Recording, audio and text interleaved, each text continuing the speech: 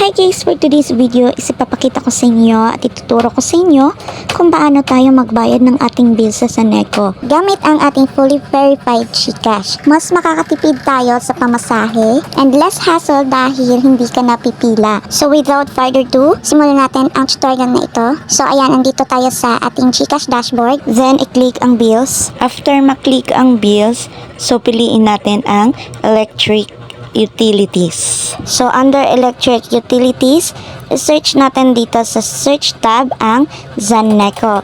Tapos i-click natin ang lumabas na Saneco and then ilagay natin dito sa may peso sign ang kung magkano ang babayaran nyo sa inyong bill.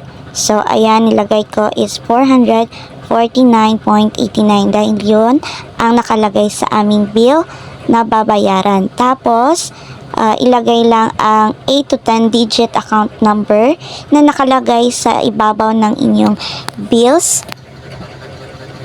So ayan, yan po ang account number namin sa aming current bill.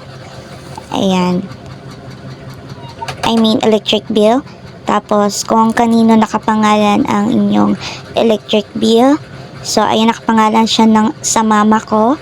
Tapos, maglagay kayo ng inyong email address para doon isend nila ang inyong resibo. Tapos, meron pala siyang 10 pesos na service fee.